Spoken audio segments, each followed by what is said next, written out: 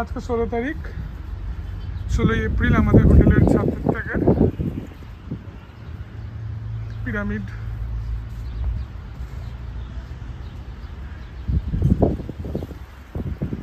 অদ্ভুত সুন্দর লাগছে। একেবারে চোখের সামনে পিরামিড গুলো।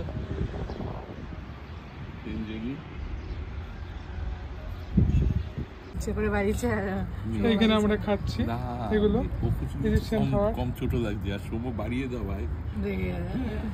ও 24 এগুলো আমরা খাচ্ছি। কেমন খেতে? ভালো, বড়াটা ভালো বেশ। এটা কি রুটি? ওদের মধ্যে রুটি। এটা কি? এটা অনেকটা তরকা টাইপের, ডাল টাইপের, একটু টকটক আছে। আর হ্যাঁ, এটা ডিম দিয়ে একটা কিছু। আর এটা ভালোই খেতে। বড়াটা কেমন খেতে? ভালো খেতে। বড়াটা তো ভালো। রুটিগুলো খুব ভালো খেতে, মোটা মোটা দেখতে যদিও। ফ্রেঞ্চ ফ্রাই, আমার কাছে ফ্রেঞ্চ ফ্রাই সবচেয়ে ভালো খেতে। না না, ভালোই খেতে। বড়াটাও ভালো, অন্যরকম খেতে। ডালের বড়া না? এই টিকিট কাউন্ট, এখান থেকে আমরা ঢুকলাম। আমরা ফার্স্টে টিকিট কাউন্টারের লাইনে দাঁড়িয়েছিলাম, বিশাল লাইন। ওখানে সার্ভার কাজ করছে না, কারণ আমার কাছে স্টুডেন্ট কার্ড রয়েছে। কিন্তু দেখলাম অনলাইন করাই ভালো। অনলাইনে স্টুডেন্ট কার্ড দিয়ে করলাম, কিছু ঝামেলা হলো না।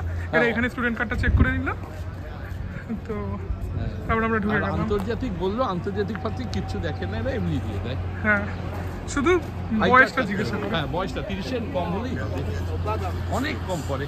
আই কার্ড থাকলে নিয়ে আসবে। এই আমার চোখের সামনে এখন স্ফিংস, অদ্ভুত ব্যাপার।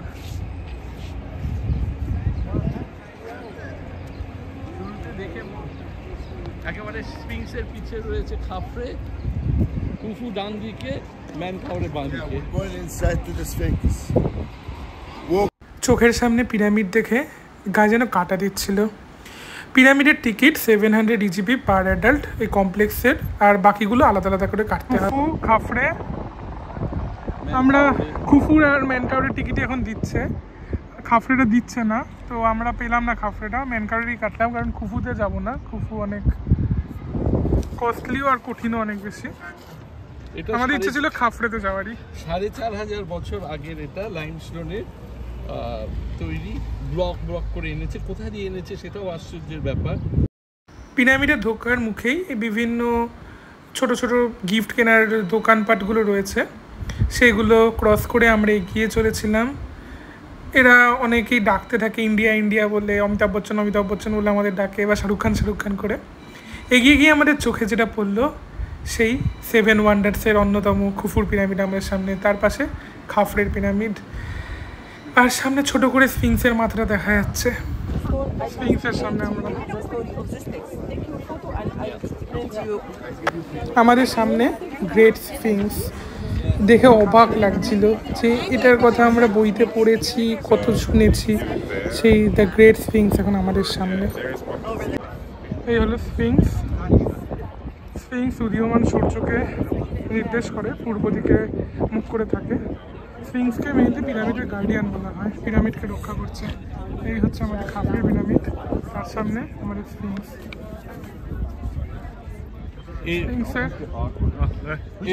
নীল নদীর দিকে তাকিয়ে থাকে, এর মুখটা নীল নদীর দিকে, মানে এইদিকে নীল নদ রয়েছে। আর উদীয়মান সূর্যকে সে অভ্যর্থনা জানায়। এর ধর্মীয় তাৎপর্য রয়েছে, শক্তি এবং জ্ঞানের এই প্রতীক। শক্তি এবং জ্ঞানের প্রতীক।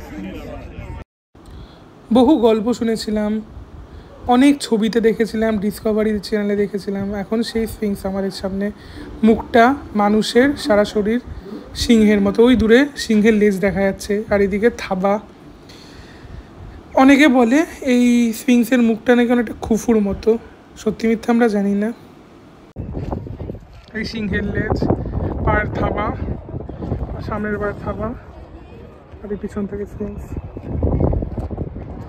পিছনে সেই পিরামিড। এটা হচ্ছে খাফরের পিরামিড। খাফরের মাথায় লাইমস্টোন রয়েছে, আর ওইটা হচ্ছে খুফুর। এই খুফুরটা সবচেয়ে উঁচু, কিন্তু খাফরের মাথায় এইটুকু রয়েছে। কিন্তু আগে পুরোটাই এই লাইমস্টোন দিয়ে কভার করা ছিল, এইরকম প্লেট দিয়ে। সব খসে পড়েছে, এখন এটা খুফুতে যেরকম নেই। খাফড়ে একেবারে মাথায় একটু রয়েছে, আর ওই ম্যানকাউরে। আমরা এখন দাঁড়িয়ে আছি পৃথিবীর এনশান্ট সবচেয়ে পুরনো যেই সপ্তম আশ্চর্য রয়েছে তার সেগুলোর সামনে। এই আমাদের সামনে খাফরের পিরামিড, আর এদিকে খুফুর পিরামিড। খুফুর পিরামিড হচ্ছে কি সবচেয়ে পুরনো এবং সবচেয়ে বড় পিরামিড।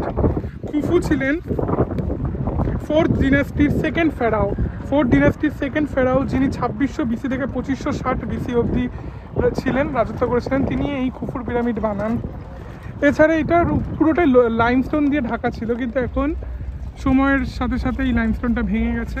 শুধুমাত্র খাফরের পিরামিডের উপরে লাইমস্টোনের এই প্রলেপটা দেখা যায়, যেটা পুরোটাই ছিল, কিন্তু এখন আস্তে আস্তে ভেঙে গেছে।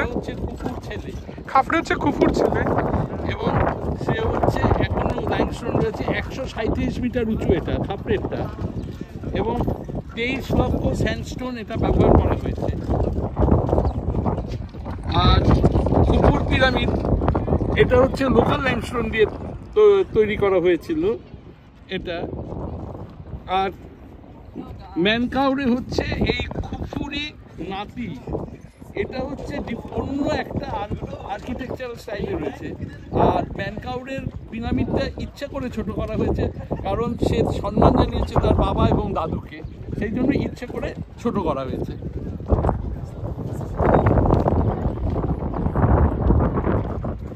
আর এদিকে গিজা শহর।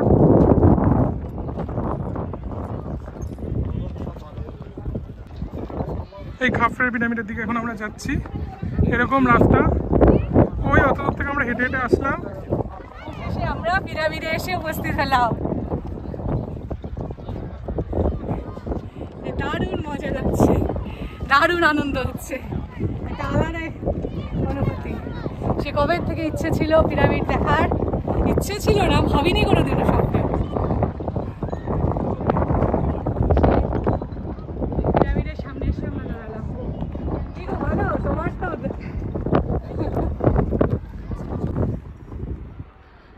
হাঁটতে হাঁটতে অনেকটা দূরে আমরা চলে আসলাম। আর এই পিরামিড, আমরা কেউ ভাবিনি যে পিরামিডে আমরা আসবো, তো আসতে পেরেছি। এই পাথরগুলো সে কত বছর আগেকার, সত্যি অবাক লাগে এইসব ভাবলে। কে এইগুলো তৈরি করলো, কীভাবে এত জ্যামিতিক নকশা করে এত সুন্দর একটা স্ট্রাকচার দিল পিরামিডের মতন, মানে যেটা এখনও বানানো মানুষের স্বপ্নাতীত, সেটা কী করে এরা বানালো। এই হলো পিরামিড। অদ্ভুত এক্সপিরিয়েন্স হচ্ছে আমাদের।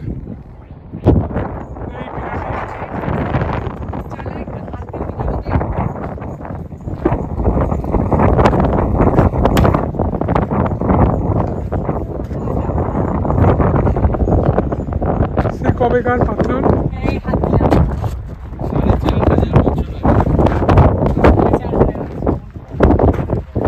প্রণাম করছি।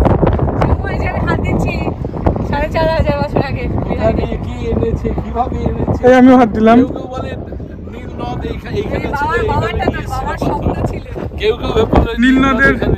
নীল নদের মধ্যে দিয়ে নাকি পাথর আনতো। অনেকে বলে এলিয়েন নাকি এটা বানিয়েছে, পৃথিবীর মানুষের কাজ নয়। অনেকে বলে আগেকার মানুষ অনেক শক্তিশালী ছিল, তাই এই পাথরগুলোকে বয়ে বয়ে আনতে পেরেছে।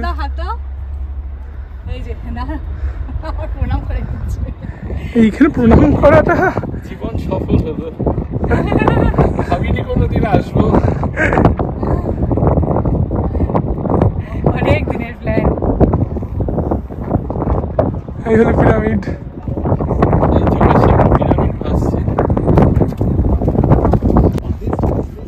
খাফরের পিরামিড, একদম পিরামিডের পাশে আমরা পিরামিডকে পাথর স্পর্শ করলাম। কেমন লাগলো মা? দারুণ দারুণ অভিজ্ঞতা। বাবা কেমন? স্বপ্নে। এই হলো পিরামিডের পাথর। এখন আমরা ম্যানকাউরে যাচ্ছি। ম্যানকাউরের টিকিট আমাদের কাটা রয়েছে, তো ম্যানকাউরের টিকিট ম্যানকাউরে দেখে আমরা খুফুর দিকে যাবো। এটা কেন ভেঙে পড়েনি প্রাকৃতিক গোলযোগে? কারণ এর যে ওজন পাথরে এতটাই ওজন যে তারা এটা ডিসপ্লেস হচ্ছে না, এতটাই ওজন যে কোনো প্রাকৃতিক দুর্যোগে এটা ডিসপ্লেস হয় না। সত্যি অদ্ভুত। পৃথিবীর সবচেয়ে পুরনো 7টা আশ্চর্য একটা, যেটা একমাত্র এখন অব্দি টিকে রয়েছে। 7টা আশ্চর্য এনশিয়েন্ট পিরিয়ডের হয়, মধ্যযুগের হয়, আধুনিক যুগের হয়।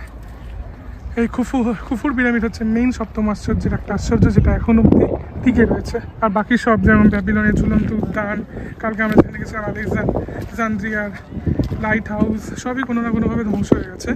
কিন্তু প্রাচীন যুগের একমাত্র এই আশ্চর্যটাই রয়েছে পৃথিবীতে। কিছুটা হয়ে গেল, এখনো পুরো গর্ব নিয়েছে বেঁচে রয়েছে। এই মেনকাউরে পিরামিড যেখানে আমরা যাব। মেনকাউরে ছিল খাফরের ছেলে খুফুর নাতি।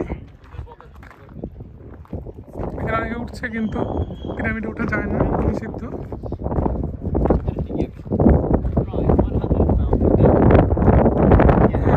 খাফরে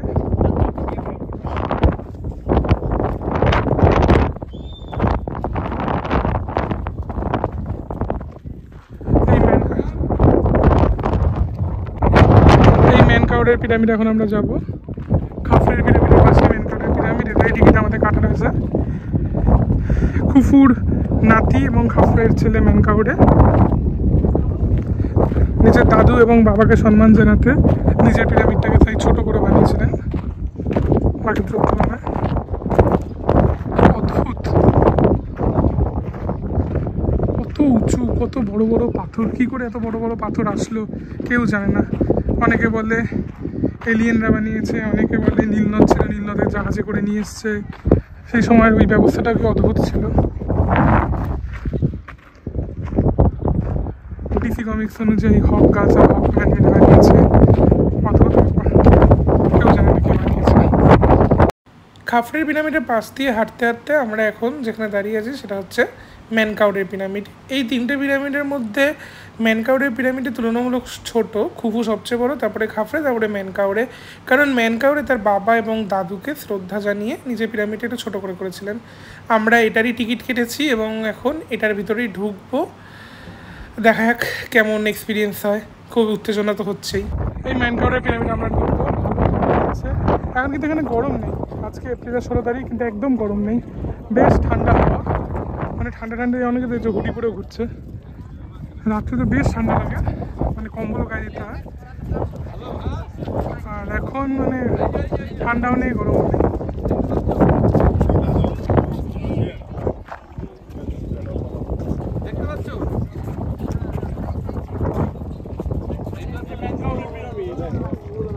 মেনকাউরের পিরামিড এখন আমরা ঢুকবো। এই মেনকাউরের পিরামিডে এখন আমরা ঢুকছি এই সরু জায়গাটাতে। ভিডিও এখানে ভিতরে তোলা যায় না, তো দেখা যাক কি অবস্থা।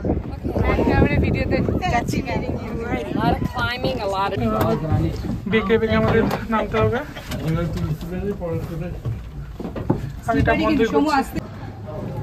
এরকম প্যাসেজের মধ্যে যাচ্ছি, বিশাল যুদ্ধ করে আমরা চলে আসলাম। বাপরে বাপ, কাহিল হয়ে গেছি। এটাই তো সবচেয়ে ইজি, খুব মাথা খারাপ হয়ে যেত।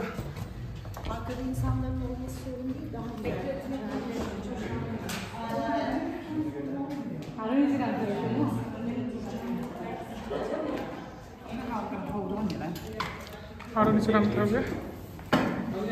বুঝতে পারছি না, পিরামিড তো উপর দিকে হচ্ছে, আমরা নিচে দিকে নামছি কেন? আই ডোন্ট নো, নিচে নেমে আবার ঘুরতে হয়।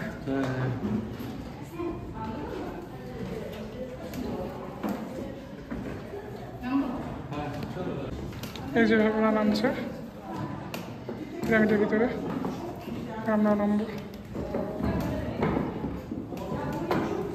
একদম পিরামিডের শেষে এরকম আছে। এই রাস্তার মধ্যে রাস্তায় আমরা আসলাম। কেমন লাগলো এসে?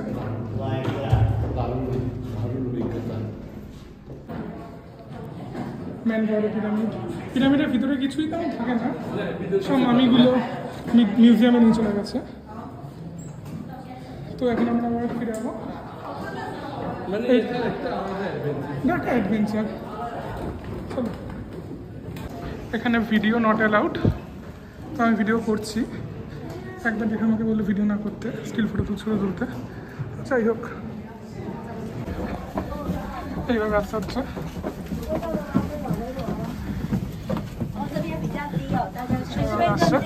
আমরা পুরো এখানে দাঁড়িয়ে রয়েছি, জ্যাম লেগে গেছে। এই মেনকাউরের পিরামিডে হাত দিতে যাচ্ছে বাবা। সব করে পিরামিডেই হাত দিচ্ছে। সেই 4.5 বছর আগেকার 4,500 বছর বলতো, কিন্তু 4,500 বছরে যে হাত দিলাম।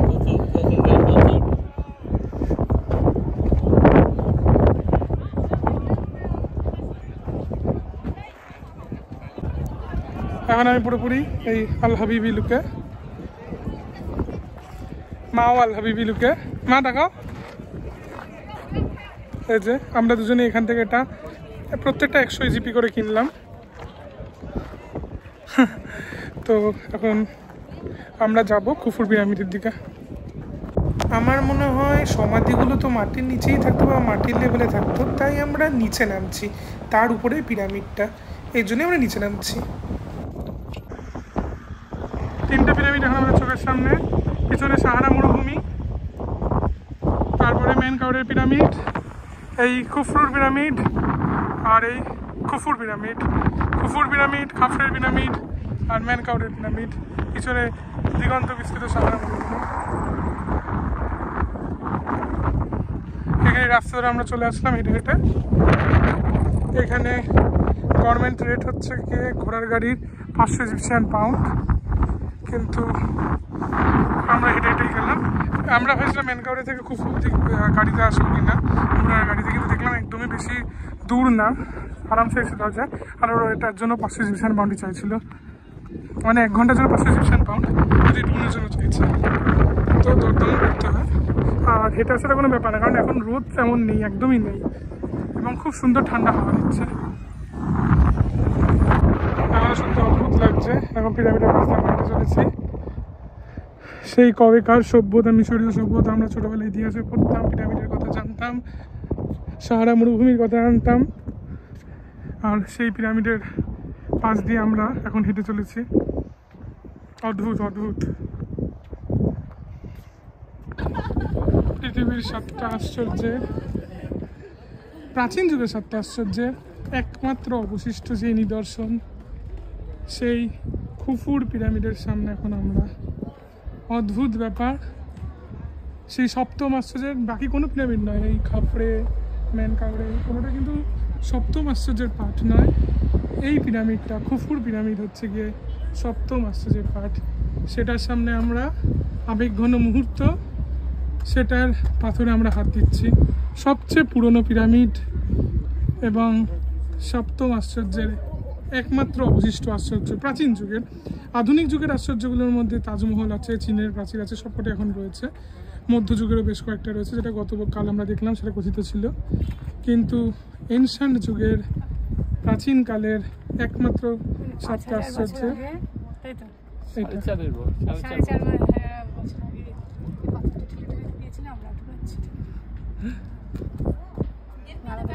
খুফুর পিরামিড সবচেয়ে পুরনো পিরামিড।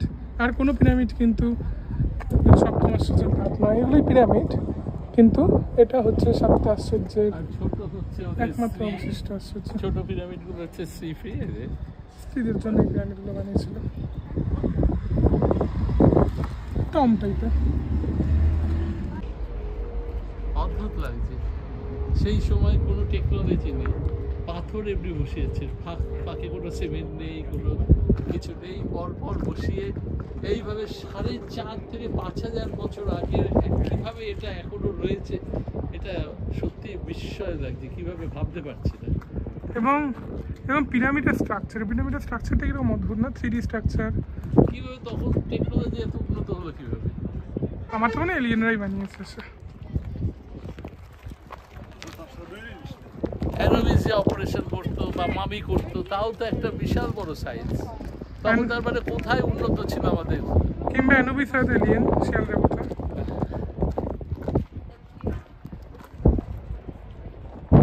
এই যে এই জাহাজের মতো কথা আছে, এখান থেকে নীল নদীর ওই জাহাজে করে পাথরগুলো নিয়ে আসতো। তো এই পাথরগুলো নয় নিয়ে আসতো বুঝলাম, কিন্তু তারপরে এই পাথরগুলোকে এইভাবে থাকে রেখে এরকম পিরামিডের মতো স্ট্রাকচার দেওয়া, এরকম পিরামিড বানানো, অদ্ভুত। মানে কী করে করলো এগুলো, একটার উপর একটা তুললো কী করে? তার নিচে আবার মমি রাখা ছিল, সার্কোফেগাসের ভিতরে ধন সম্পত্তি রাখা, কী করে এটা করলো? মানে এটা কি আগেকার দিনে মানুষ অনেক বেশি টেকনিক্যালি সাউন্ড ছিল, যে টেকনোলজি এখন আমরা জানি না, মানে এত জ্যামিতির জ্ঞান, সেটা অদ্ভুত বিষয়। নাকি আরেকটা কথিত আছে যেটা ভিনগ্রহী প্রাণীদের কাজ, তারাই এগুলো বানিয়েছে, কেউই কিছু জানেন না। এখনও রহস্যই রয়ে গেছে পিরামিডের মিস্ট্রি, তাই এখনও পিরামিড বিস্ময়। এখানেও একটা কনস্ট্রাকশন হচ্ছিল খুফুর পিরামিডে 2000 বছর পরে। এখান থেকে বলা হচ্ছিল যে রাজার যদি কখনো বেরিয়ে আসতে চায় নিদার ওয়ার্ল্ডে যাওয়ার জন্য, তাহলে এখান থেকে বেরিয়ে আসতে পারে।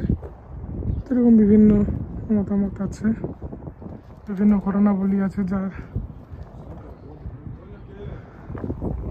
অস্তিত্ব বিশ্বাস করা কঠিন, কিন্তু খুবই রহস্যময় একটা জায়গা এই পিরামিড।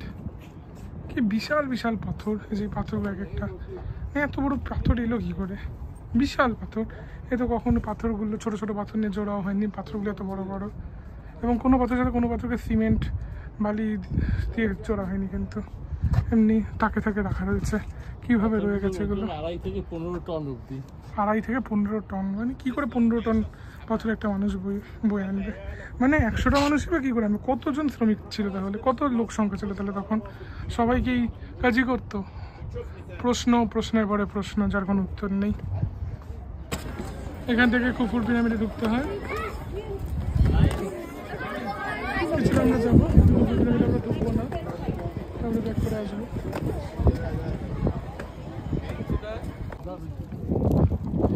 এইগুলো হচ্ছে গিয়ে টম্ব, রানীদের টম্ব। এগুলো ছোট ছোট ছোট পিরামিডের মতন। এগুলো তো আগে ফ্রিতে ঢোকা যেত, এখন এগুলো টিকিট সিস্টেম করে দিয়েছে। এগুলো আমরা টিকিট কাটিনি।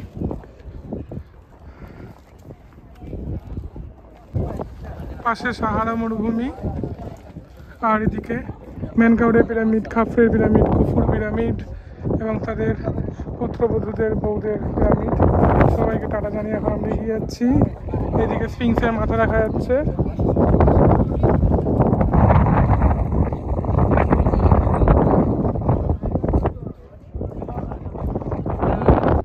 এইখান থেকে গিজা কমপ্লেক্সের সমস্ত পিরামিড, স্ফিংস একসাথে দেখা যাচ্ছিল। এবার বিদায়ের পালা, পিরামিডকে ছেড়ে টাটা। কায়রো মিউজিয়াম অফ অ্যান্টিকুইটির সামনে আমরা, তাহারি স্কোয়ারে যেটা সেটা পাশেই নীল।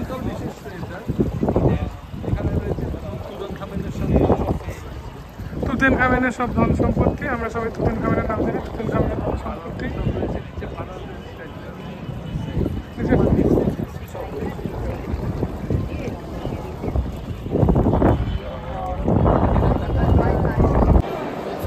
ইজিপশিয়ান মিউজিয়ামের ভিতরে আমরা, এখানে ফেরাউদের বিভিন্ন মূর্তি।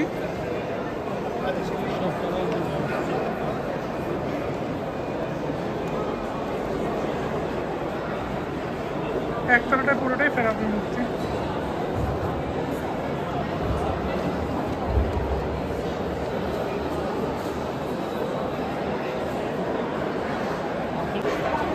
রামাশিসের মূর্তি, রামেসিস আসলে।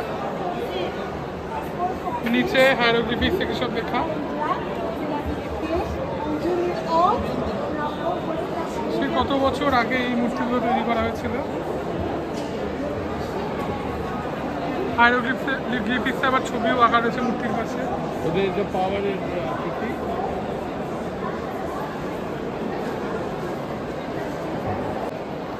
এখানে বিভিন্ন সার্কোফেগাসগুলো রাখা রয়েছে। মেরন চেপে, কিন্তু পরে সুসেনেস এক সেটাকে আবার ইউজ করেছে।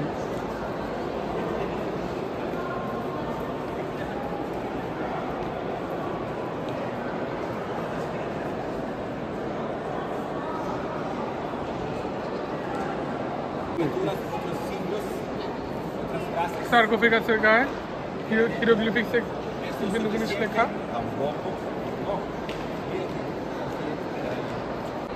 এই যে সার্কোফেগাসের গায়ে এরকম বিভিন্ন জিনিস আঁকা থাকে হায়ারোগ্লিফিক্সে। আর ভিতরটা যদি দেখি, ভিতরেও কিন্তু অনেক কিছু ছবি আঁকা রয়েছে।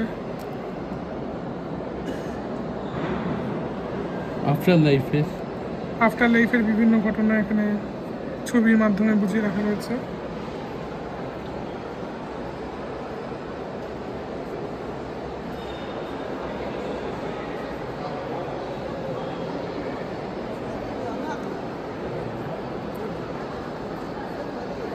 এখানে অনেক কিছু আঁকা। এই সার্কোফেগাসটা অনেক কিছু আঁকা রয়েছে, অনেক প্রমিনেন্ট আঁকা।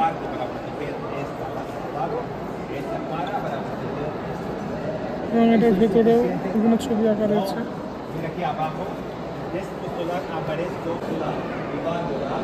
ভিতরে বিভিন্ন হায়ারোগ্লিফিক্সে বিভিন্ন জিনিস লেখা রয়েছে, বিভিন্ন ছবি আঁকা রয়েছে, দেখলে বোঝা যাচ্ছে টস দিয়ে। এখানে বিভিন্ন পেইন্টিংস, একটা ডিনাস্টির রয়েছে।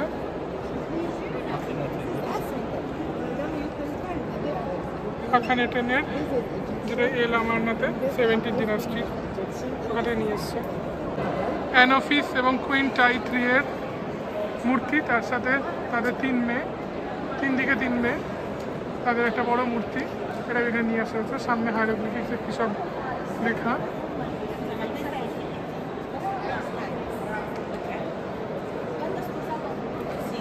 এখানে বলে রাখি, আমরা গিজা থেকে একদম ইনড্রাইভ করে এখানে চলে এসেছিলাম এই মিউজিয়ামে।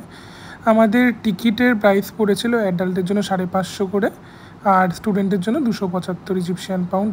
ইন্ডিয়ান রুপিসে 346 কেটেছিল। আমি আমার কার্ড দিয়ে পেমেন্ট করেছিলাম, এবং কার্ড দিয়ে এখানে কিন্তু পেমেন্ট করতে হয়, এটা কিন্তু মনে রাখতেই হবে আমাদেরকে। তো আমরা এই মিউজিয়ামে এভাবেই চলে এসেছিলাম। টেম্পল অফ থিবসে এটা পাওয়া গেছে, ইজিপ্টের ভিক্টরি লিবিয়ার আর্মির বিরুদ্ধে, তার জন্য কিং আখেনটেনের মমির লোয়ার পার্ট এখানে রাখা,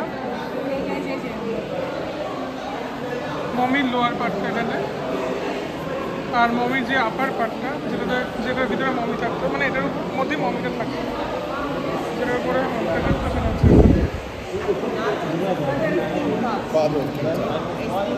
কিং আখেনটেনের মমির ঢাকনাটা এটা।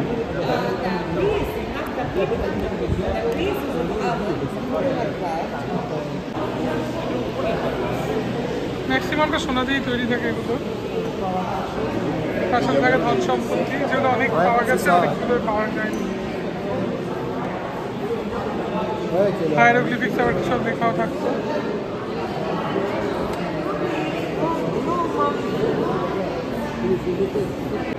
চারিদিকে প্রচুর কফিন রাখা। হ্যাঁ,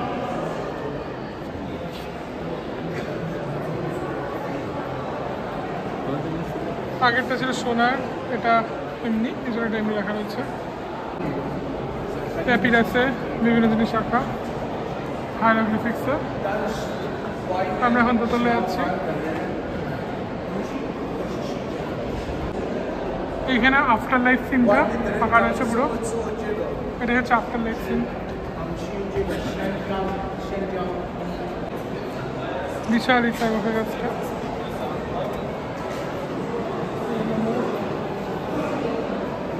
আসলো কিনা জানি না।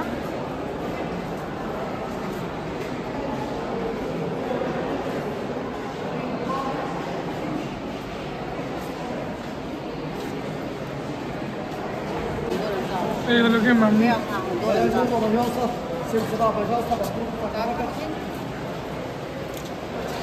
ইউবার টুয়ার মামি এই কফিনের মধ্যে।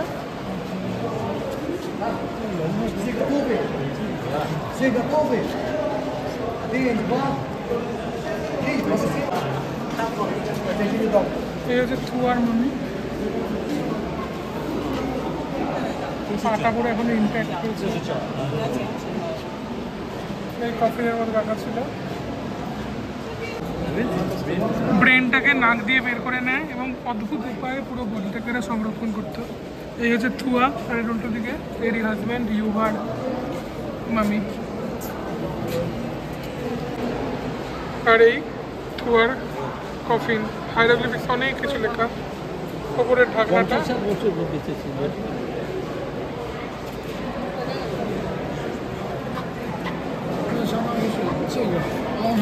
সোনার তৈরি। আর এই হলো ইউবার মামি, হাতটাকে কেমন করে রেখেছে, এই মুখ, আর এই কফিন।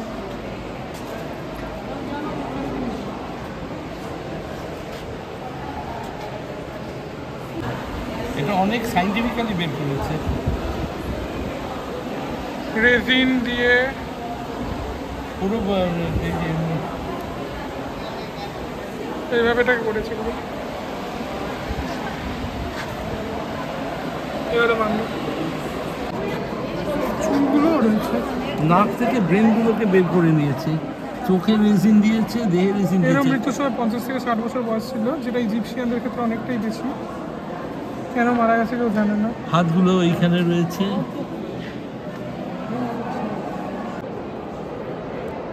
মমি করার পরে কফিনের পাশে প্রাচীন ইজিপ্টে এরকম কলা, বিভিন্ন ফল, পোলট্রি, বিফ, বিয়ার, চল, মিল্ক, ওয়াইন, ভেজিটেবল, হানি, বিভিন্ন জিনিস দিয়ে রাখতো। কারণ ওরা মনে করতো যে মৃত্যুর পরেও ভগবানকে সন্তুষ্ট করতে হলে, মানে একটা ভগবান যাতে সন্তুষ্ট হয় তার জন্য এরকম খাবার দাবার দিয়ে রাখতে হয়, তার জন্য দিয়ে রাখতো। এটাই আঁকাগুলো পুরো রঙিন, এখন জল জল করছে পুরো। কফিন এবং কফিনের ভিতরে বিভিন্ন সুন্দর সুন্দর কারুকার্য করা থাকতো। বিভিন্ন ধরনের কফিন হতো।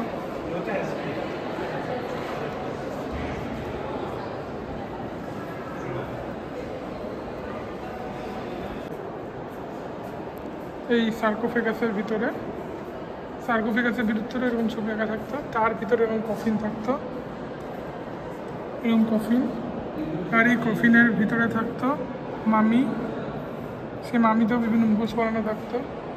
তাছাড়া এরকম বিভিন্ন কলসি টলসি এইসবগুলোতে বিভিন্ন জল, জুস, বিয়ার, ওয়াইন এসব দিয়ে রাখতো। আর এইসব প্লেটে দিয়ে রাখতে হচ্ছে গিয়ে সবজি, ফল, খাওয়া দাওয়া।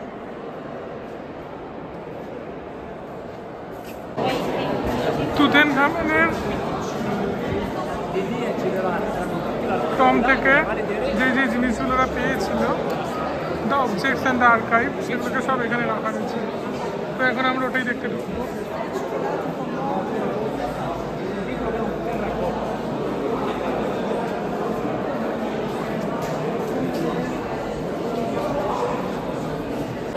এই তুতেনখামেন, এখানে আমরা ঢুকবো। এখানে ফটোগ্রাফি অ্যালাউ নয়, তাই সরি কিছু দেখাতে পারবো না। এইগুলো আছে, আমরা ধরতে পারবো না। তুতেনখামেনের জিনিসপত্রগুলো দেখে আমরা এখন বেরোলাম। অসাধারণ কালেকশন, মানে কালেকশন তো বলা ভুল হচ্ছে, তুতেনখামেনের থেকে একমাত্র যে সমস্ত জিনিসপত্র ঠিকমতো পাওয়া গেছিলো। প্রচুর আংটি, প্রচুর সোনার গয়না, ব্রেসলেট, দু রকমের কফিন, একটা বড় কফিন, তার ভিতরে আরও একটা কফিন, সব সোনার তৈরি। মাত্র 9 বছরের রাজত্ব করেছিল একদম বাচ্চা ছেলে। তার মৃতদেহের সব কিছু মানে আলাদা আলাদা করে রাখা রয়েছে বিভিন্ন কফিনে। মামিটা এখানে নেই, কিন্তু জিনিসপত্রগুলো যত সোনা দানা সব কিছু এখানে রাখা রয়েছে। মানে কত সোনা দানা সিংহাসনটা দিয়ে যাওয়া হয়েছে জেবে।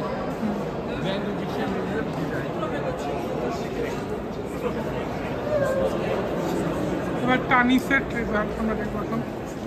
এখানেও নো ফটোগ্রাফি, তাই ফটো তুলতে পারবো না, মোটামুটি বাইরে থেকে। সুসেন ওয়ানের আমরা এখন বেরোলাম। এখানে অ্যানোবিস, শো অ্যানোবিস, মশা অ্যানোবিস।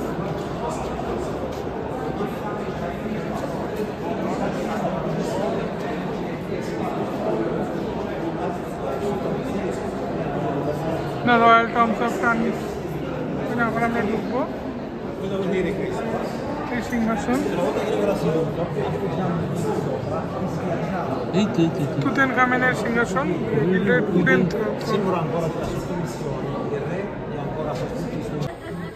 এই ইজিপশিয়ান মিউজিয়াম থেকে আমরা বেরোলাম। এখানে বিভিন্ন জিনিসপত্র রয়েছে যেটা কেনাকাটা করা যায়। বিভিন্ন শোপিস রয়েছে,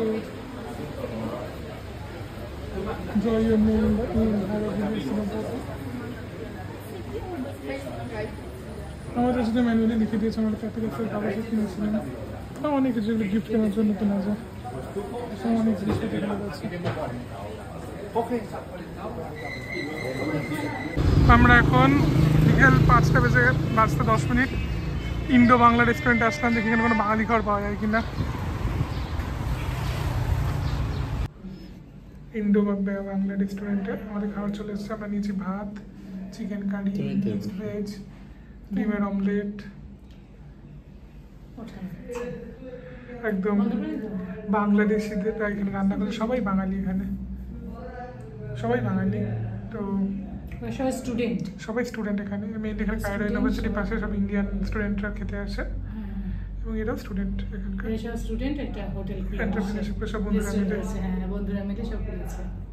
দেখা যাক। একদম হাত দিয়ে ভাত তরকারি মেখে খাচ্ছি। মা যদিও চামচ দিয়ে খাচ্ছে, বাবা আর আমি হাত দিয়ে খাচ্ছি। কেমন খেতে? পুরো ঘরোয়া রান্না, তরকারি রান্না করি সেরকমই। খুব সুন্দর। কায়রোতে এসে বাংলা খাবার খাচ্ছি, খুব ভালো লাগছে এদের। এখানে আমরা দারুণ ঘরোয়া খাবার খেলাম, একদম ঘরোয়া খাবার। প্রত্যেকটা জায়গায় আমরা ইন্ডিয়ান রেস্টুরেন্ট বা খেতে গিয়ে দেখেছি সব এখানকার লোকাল লোকেরাই থাকে এবং টেস্ট তেমন কিছু ইন্ডিয়ান হয় না, কিন্তু এটা পুরো বাঙালি খাবার, বাঙালি পুরো ভাত মাংসের ঝোল যাকে বলে, এবং তরকারিটা পুরো ঘরোয়া, তাই তো? ডিম ভাজাটাও হতো তাই, সেই কাঁচা লঙ্কা পেঁয়াজ দিয়ে ডিম ভাজা, দারুণ। ইন্টেরিয়ার পদ্মার ইলিশ, গ্রাম বাংলার ছবি, মিষ্টি, খুবই ভালো খেয়েছি। রান্না খুব ভালো। আর এই মেনু কার্ড, দামও খুব কম, রিজনেবলের মধ্যে। পুরোটা দেখিয়ে দিচ্ছে। যারা বাঙালি আছে এখানে এসে খেতে পারে, খুবই ভালো লাগবে। খুব ভালো রান্না, মানে ঘরের খাবার আর কি। আমাদের পিরামিড পরিক্রমার ভিডিও আজ এই অবধি, কারণ রাত 11:30টায় আমরা রওনা দিয়ে দিচ্ছি হাড়গাটার উদ্দেশ্যে, সেই গোবাসে করেই। আমরা কালকে সকাল মানে 17ই এপ্রিল ভোর বেলাতেই পৌঁছে যাব হাড়গাটাতে, এবং হাড়গাটাতে আমাদের দেখা হবে লোহিত সাগরের সাথে। সেই লোহিত সাগর যার অনেক নাম শুনেছি, এবং হাড়গাটাতে আমরা অনেক আনন্দ করব। আমরা সেমি সাবমেরিন বোটে চড়বো, ডেজার্ট সাফারি করব। তো হাড়গাটা ওয়েট করে আছে আমাদের জন্য। তো ততক্ষণের জন্য টাটা, আবার ফিরে আসছি হাড়গাটার ভিডিও নিয়ে।